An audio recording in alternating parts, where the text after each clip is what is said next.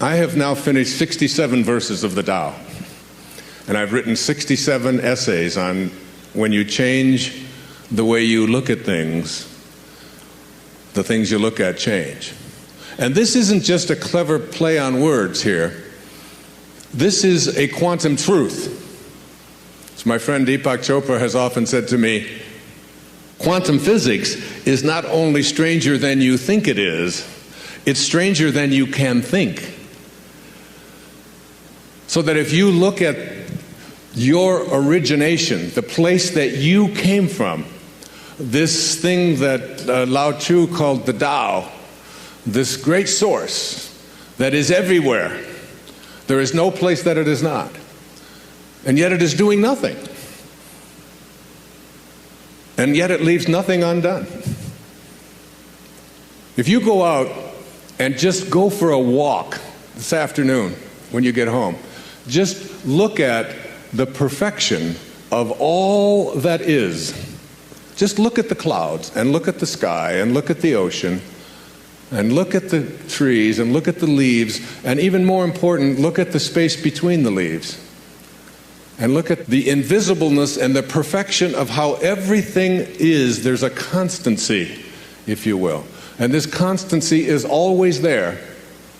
And your goal, my goal, in the time that I have with you here today, is to convince you to go to a place within yourself where you can emulate that divine perfection which requires you to do nothing, which never uses force, which never pushes itself, which recognizes something. I'm going to read to you just one of the verses of the Tao and a little bit of what I wrote about it. And I seldom read to an audience because I don't like being read to myself. But I'm just going to share a little bit of this. Here's what Lao Tzu said in verse 29. Do you think you can take over the universe and improve it? I do not believe it can be done. Everything under heaven is a sacred vessel and cannot be controlled. Trying to control leads to ruin. Trying to grasp, we lose. Allow your life to unfold naturally. Know that it too is a vessel of perfection. Just as you breathe in, breathe out. There is a time for being ahead, a time for being behind, a time for being in motion, a time for being at rest, a time for being vigorous, a time for being exhausted, a time for being safe, a time for being in danger. To the sage, all of life is a movement toward perfection. So what need has he for the excessive, the extravagant, or the extreme? There's a time for everything. Imagine if you knew this. If you really knew that what you were experiencing emotionally in your life was a part of what there is a time for, and that you're not really doing anything. Lao Tzu says it over and over again. You're not doing anything. You're being done. You're being done right now. You're one of the 10,000 things. And it is all being done, all of it. Like I do yoga every morning, or almost every morning, 5-6 days a week. I do this 90-minute Bikram yoga, this hot yoga. And this has helped me so much with just that simple little thing, just remembering what it says in verse 29 of the Tao. That there are times when you're in the midst of yoga, when you have a position where you have to put this foot out, and you have to turn this one down, and you have to get down here like this, and you have to take this arm, and I'm going to do it. And you have to do that for 60 seconds in a 110-degree room. That's after doing many other postures as well. There was a time when I would do that and I'd be so exhausted, and all I could think about was, when is this 60 seconds going to be up? Oh my God, when are we going to get through with this posture? When are we going to get on to where I can lie down on the floor? And finally, and I began to realize as this thing This doing the Tao thing has really changed me dramatically, so that now when I'm in that position with one arm down and one arm up, and it is exhausting, and you're stretching, and you've got your arm right next to your ear, and you're holding on, that you say to yourself, there's a time for being exhausted, and there's a time for rest. There's a time for things not to work out. Imagine if you knew that in the midst of my working with my daughter, for example, when I see the struggle that she's going to, and I can stand back and say, there's a time for her to experience this, and there's a time for her not to experience it. If you read Katie's life, you'll see that there was a time for deep depression. There was a time for fear. There was a time for anger and worry and despair, deep despair. And when you're in those things, if you could step outside of yourself and look at it and say, there's also a time for its opposite. As long as I'm incarnated into a physical world, there's a time for all of it. And as you do, you get to a new place in your life where you begin to look at all the things that are happening to you, because you remember verse 40 of the Tao says, it's all about returning. It's all about returning. Returning to what? Returning to the place from which you originated. The first 9 months of your life, you lived inside of your mother's womb in water. And during those whole 9 months, nobody could get in there and mess around with you. Nobody could get in there and get you to worry about anything. You didn't have sonograms that you'd look at and say, my God, I don't have a nose yet. What the hell's going on? I sure hope I get a nose. And you got into nose therapy and you worry about it. Oh, what if it doesn't happen? You don't do that. And all of a sudden, perfectly, it all unfolds in exactly the way it's going to unfold, independent of your opinion about it. You're not doing anything. Nothing is left undone. You're being done. You're being completed. And you were totally, completely at peace with it. You were surrendered to it. You allowed it. It wasn't a struggle. It wasn't. And then you popped out of there. And then you said, thank you, God. Thank you, Tao. Thank you, Source. We'll take over from here. And that was the biggest mistake. All of a sudden, you took over. And you edged God out.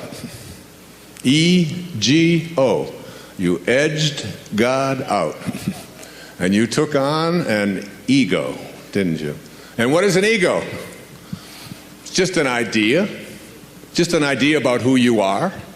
Instead of being a piece of God, a piece of the Source, you decided, and those around you decided, that you were something different. And if you studied quantum physics, and you took the tiny little particle that began you, and you tried to find out where it came from, and reduced it down to its tiniest subatomic properties, ultimately you would discover what Lao Tzu knew.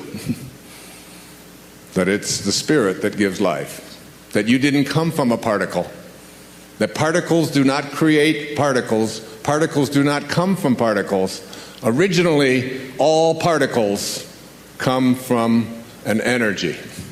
A field of energy that has no beginnings and no ends and no boundaries. And that's who you are. And returning back to that, and letting go of the idea that who you are is what you have, and who you are is who you control. I don't think there's any more all-pervasive theme in the Tao Te Ching than the idea of being a non-interferer. Do you, Stephen? I mean, isn't it? It's about not interfering, isn't it? It's about letting go. It's about allowing. It's about detaching. It's about disconnecting yourself from this belief that you are in charge of other people. I'm the father of 8 children and the father of motivation. That's what they tell me, so I've got And as this father of 8 children, one of the things that I've recognized and what has made me, I think, a better parent, particularly even since I've been doing this, is my willingness to, I call it the bite your tongue verse of the Tao. Just hang back just for a second, just as you're about to interfere, just as you're about to lay it on and tell somebody else how they should be and what they should do and how they should do it, you step back and realize that what Khalil Gibran, the great Lebanese poet, writing in the Prophet, said was just a basic truth. Your children are not your children. They are the products of life's longing for itself. They come through you, but not for you.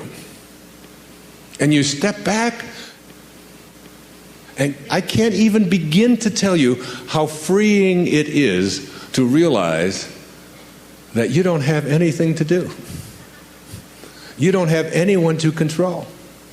You can be at peace. And I watch, and I've become much more of an observer, even on airplanes. I was in London 5 days ago. And I don't know if you've flown in and out of Heathrow lately, but things have really changed. You know, we couldn't take anything on the plane. The terrorists, whoever they are selling fear, and we respond with more fear. Every time you use force, you create a counterforce, and then another counterforce, and before you know, and the Tao teaches us all. I mean, one of the great lessons in the Tao is that any country that has its primary resources and its energy placed on building weapons is not of the Tao. And those countries that have their consciousness located in the Tao put their energy into tractors and building homes and growing food, not building weapons. I saw a movie not too long ago with Nicolas Cage about warlords or something, the Lords of War, I think it was something like that. One of those alarming things about how much energy we are in the world creating, energy to destroy ourselves. That we have literally created from our consciousness enough weaponry on this planet to eliminate all life within just a few moments. It's all there. It's all there for us. We've allowed ourselves to move so far away from the great teachings of the great spiritual masters. And we believe that we're a Christian nation or that we're a spiritual nation when we find ourselves having moved away from these simple principles and then getting upset with other people because we can have these kind of weapons but they can't, and we don't look hard enough at ourselves and all the ways that we have deflected ourselves from the greatest teachings of all of the great spiritual masters.